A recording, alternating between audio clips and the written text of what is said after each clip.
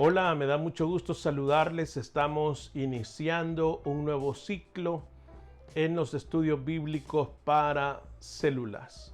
En esta ocasión tendremos 12 sesiones basadas en el libro, más bien dicho, en la carta a los Efesios, la carta de Pablo a los Efesios. Y el énfasis de estos estudios está en ver a la novia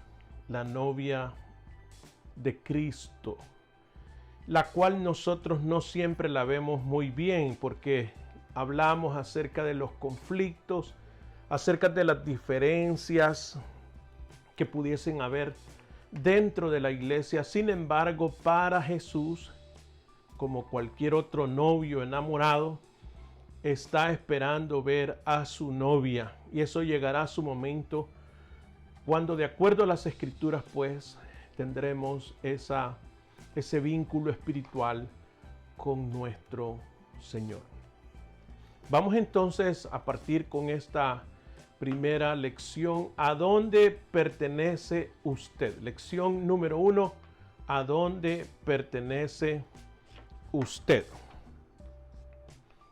En su primera parte de reflexión, dice, Pablo empieza su carta con un glorioso himno de alabanza por todas las bendiciones recibidas o que tenemos en Cristo.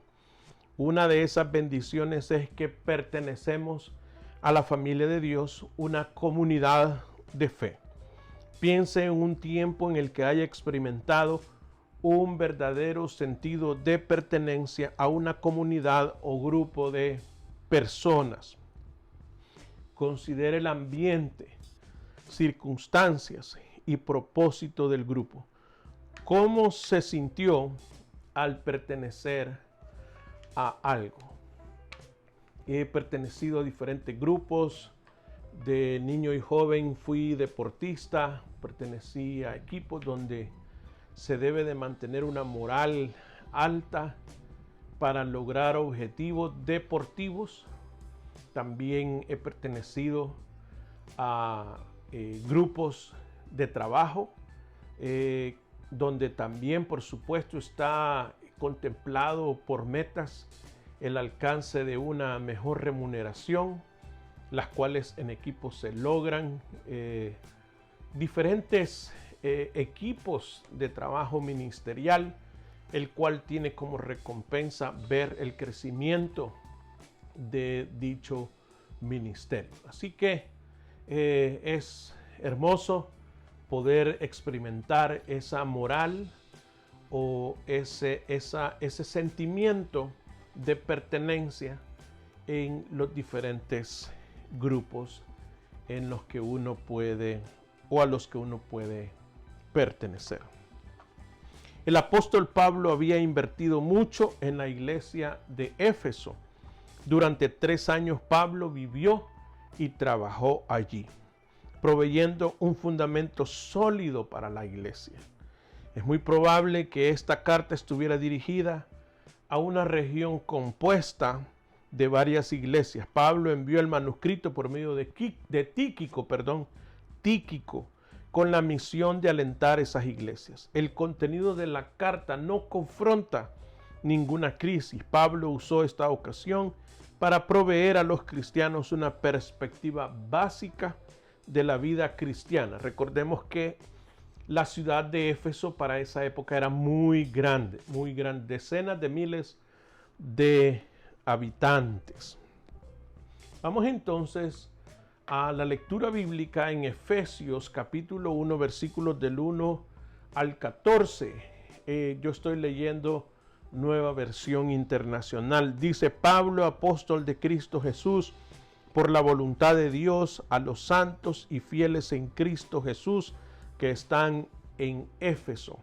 Que Dios nuestro Padre y el Señor Jesucristo les concedan gracia y paz. Alabado sea Dios, Padre de nuestro Señor Jesucristo, que nos ha bendecido en las regiones celestiales con toda bendición espiritual en Cristo. Dios nos escogió en Él antes de la creación del mundo para que seamos santos y sin mancha delante de Él. En amor nos predestinó para ser adoptados como hijos suyos por medio de Jesucristo, según el buen propósito de su voluntad, para alabanza de su gloriosa gracia que nos concedió en su amado. En Él tenemos la redención mediante su sangre, el perdón de nuestros pecados, conforme a las riquezas de la gracia que Dios nos dio en abundancia con toda sabiduría y entendimiento. Él nos hizo conocer el misterio de su voluntad, conforme al buen propósito que de antemano estableció en Cristo, para llevarlo a cabo cuando se cumpliera el tiempo, reunir en Él todas las cosas, tanto las del cielo como las de la tierra. En Cristo también fuimos hechos herederos, pues fuimos predestinados según el plan de aquel que hace todas las cosas conforme al destino de su voluntad, al designio de su voluntad, a fin de que nosotros que ya hemos puesto nuestra esperanza en Cristo, seamos para alabanza de su gloria. En Él también ustedes, cuando oyeron el mensaje de la verdad, el evangelio que les trajo la salvación, y lo creyeron, fueron marcados con el sello que es el Espíritu Santo prometido. Este garantiza nuestra herencia hasta que llegue la redención final del pueblo adquirido por Dios para alabanza de su gloria. Vamos entonces a tener unas preguntas de exploración. Dice, ¿cuáles son algunas de las bendiciones espirituales que tenemos por medio de Cristo? Yo podría enumerar algunas. Recuérdense que esto es algo de participación con todos los miembros de la célula, pero yo diría que según la Escritura, nos escogió antes de la creación del mundo. Nos hizo santos y sin mancha. En amor nos predestinó para ser hijos suyos. Tenemos redención y perdón de pecados. Usted puede seguir enumerando o reafirmando o discutiendo acerca de si estos son realmente bendiciones que hemos recibido en Cristo. Dios perdona nuestros pecados mediante la sangre de Cristo. ¿Qué diferencia produce eso en nuestra vida diaria? El perdón de los pecados, por supuesto, hermanos, que nos quita un peso, una carga de condenación eterna. Por eso ese evangelio es buena noticia. A los que creemos en el evangelio nos llaman evangélicos, porque estamos basados en esa gran noticia que Dios nos ha perdonado ese costal, esa carga de pecados. Y entonces, pues es un gran alivio. Lo digo como testimonio de manera personal, es un gran alivio que por medio de Cristo, por medio de la sangre de Cristo, nosotros somos perdonados por el Señor. ¿Qué hay de especial en el hecho de que Dios elige deliberadamente que seamos su pueblo? Bueno, yo diría que es muy especial, ¿no? Ser escogido. Cuando hay elección o uno se somete a un proceso electoral, ya sea de cargo público o eclesiástico, donde tienen que tomar decisiones, por supuesto que eso da legitimidad, le da a uno la confianza de que no está usurpando un lugar que no le pertenece, sino que ha sido electo, elegido para esa función. Así entonces, mi esposa y yo no estamos casados a la fuerza. Ella tomó la decisión, me eligió para ser su esposo. Porque ustedes entenderán que mi esposa pues tenía otras alternativas, pero al final se quedó con la mejor. Se quedó con lo que Dios le indicó que debería de quedarse.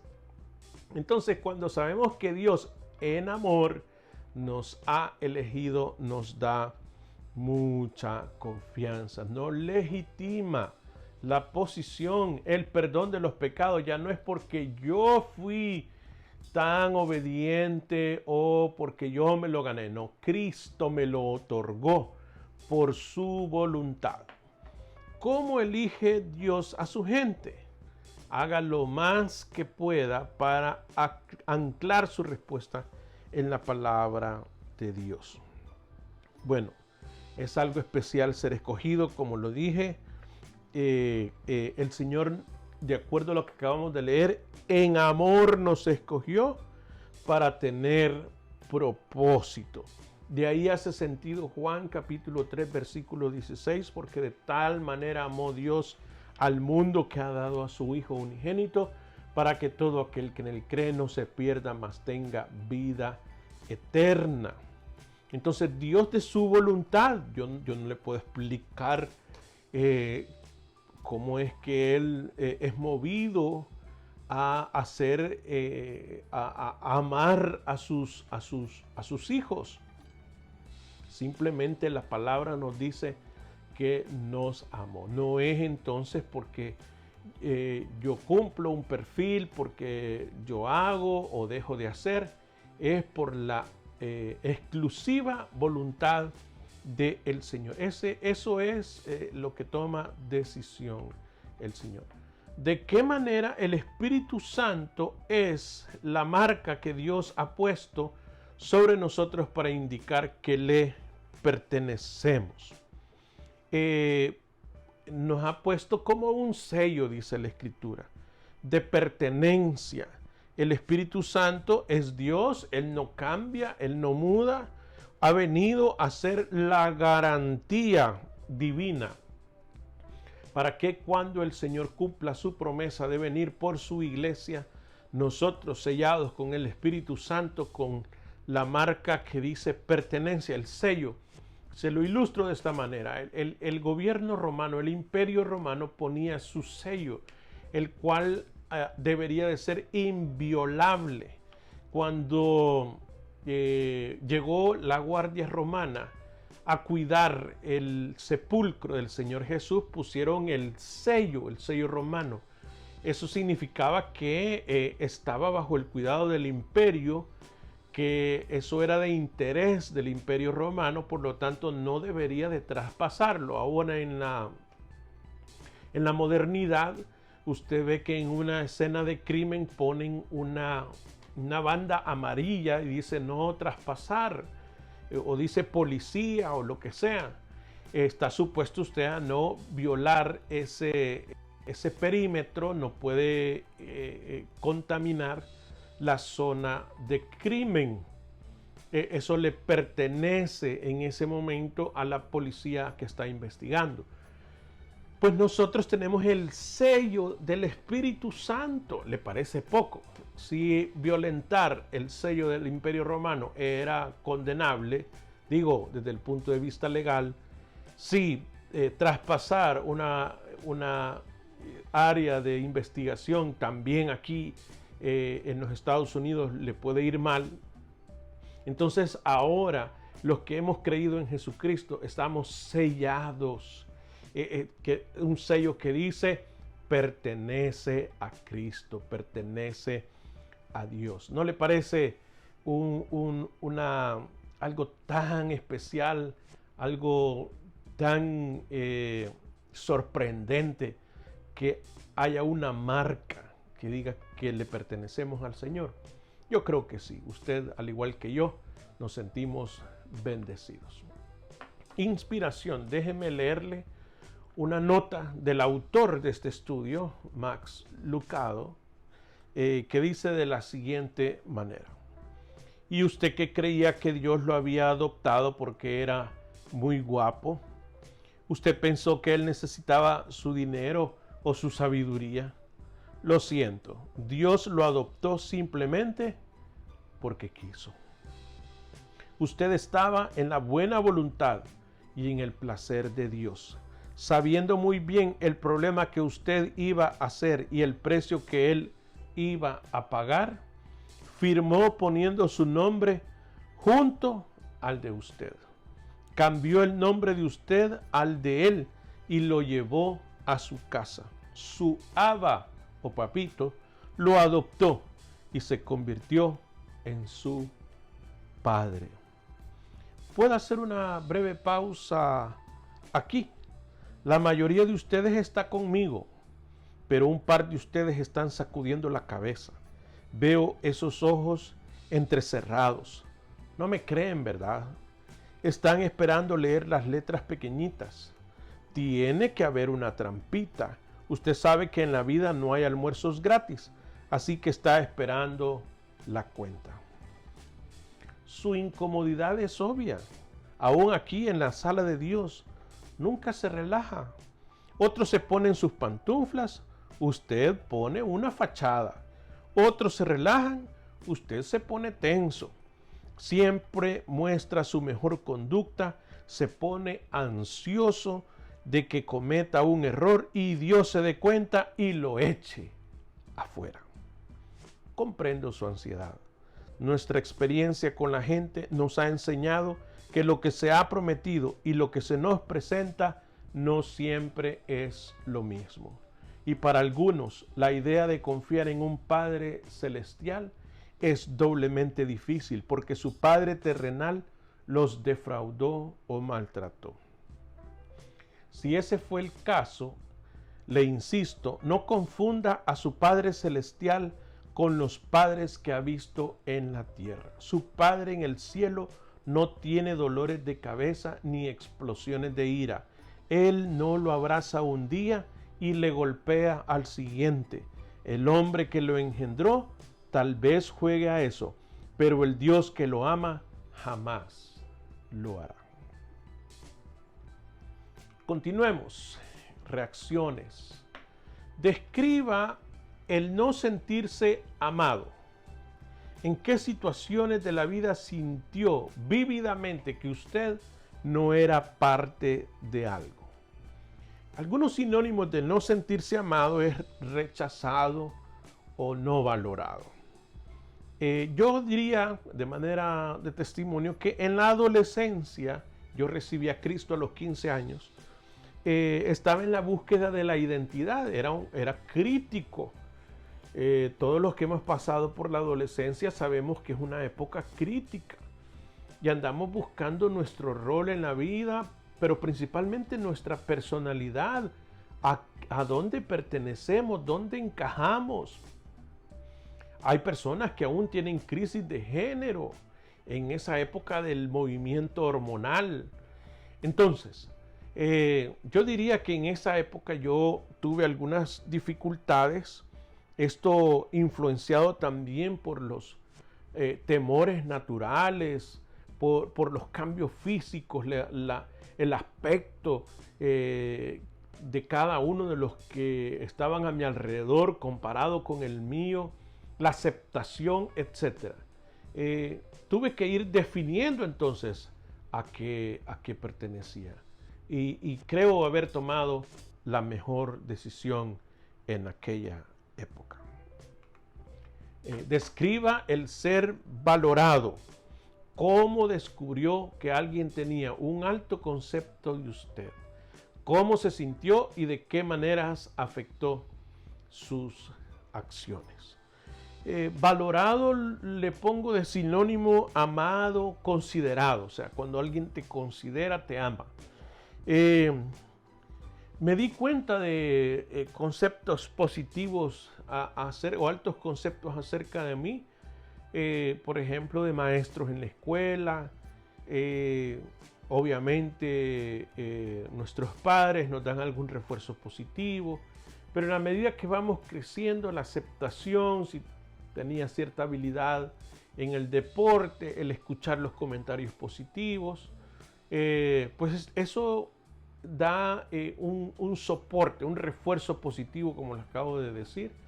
en el ambiente laboral, los resultados, acerca de los negocios, porque en un inicio fui bivocacional, me dediqué al trabajo secular y también la otra parte de mi vida empecé a ser pastor de jóvenes.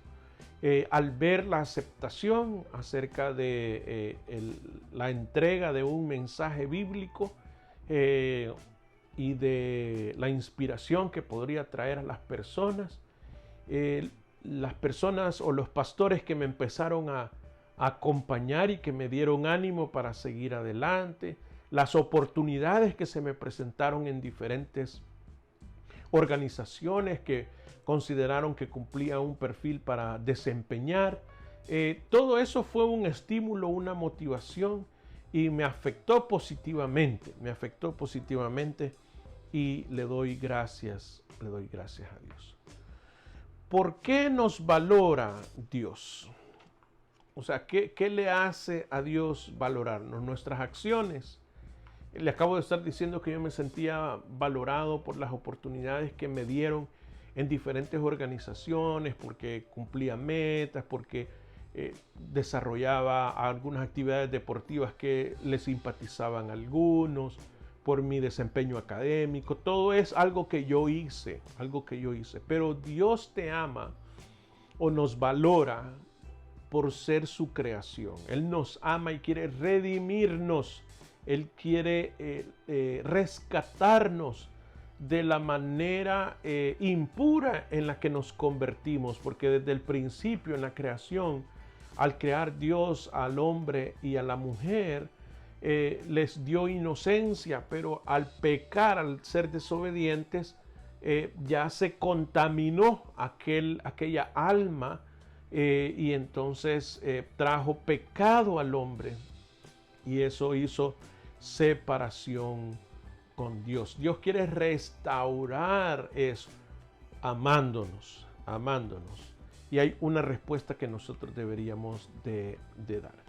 ¿Qué conclusiones puedes sacar de la declaración de que Dios nos escogió antes de la fundación del mundo?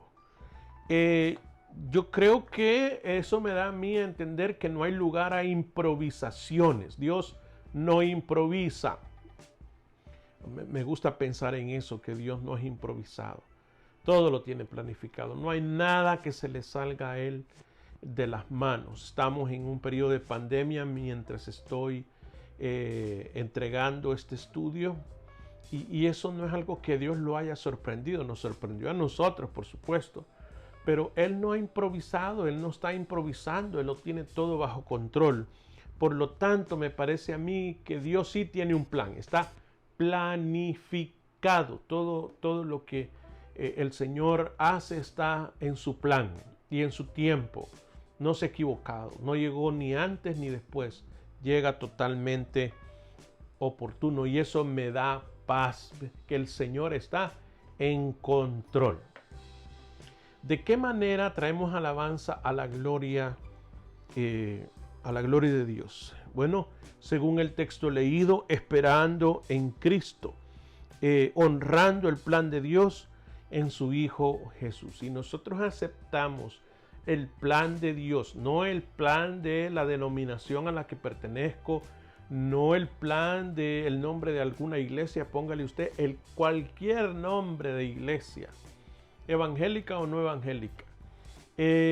No es el plan de unos grupos de religiosos, es el plan de Dios. Si usted honra el plan de Dios aceptando el camino que Dios ha dejado, que es creer en Jesucristo, el texto, o sea, Pablo le dijo a los habitantes de Éfeso que eran creyentes, ustedes traen alabanza a la gloria de Dios.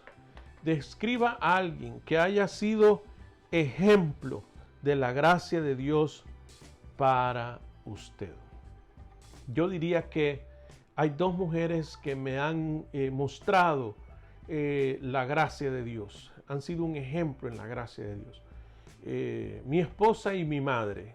Mi padre también. Mi padre tuvo una conversión genuina y pude ver el cambio de ser aquel hombre enojón a aquel hombre drástico en convertirse en un hombre sensible y pude ser bendecido por su manera de ser como una nueva criatura. Pero pues mi madre, por supuesto, estuvo ahí siempre aceptándome, conocía mis errores y a pesar de eso, como todo padre, conoce los errores de sus hijos, pero siempre los acepta. Y mi esposa, mis padres tuvieron que aceptarme. Bueno, este es el niño que nos nació, además de mis otros 3 hermanos. Mis hijos han tenido que aceptar el padre que les tocó. Bueno, este es mi papá. Pero mi esposa me escogió. Mi esposa aceptó mi propuesta de una vida juntos. Y se ha mantenido a pesar de mis errores, a pesar de mis yerros. Hermanos, porque por supuesto soy un hombre y he cometido errores. Y ella ha tenido misericordia, así como Dios tiene misericordia de mí, también mi esposa ha sido un ejemplo de gracia, como Dios ha tenido gracia o misericordia conmigo. A ver, lecciones de la vida.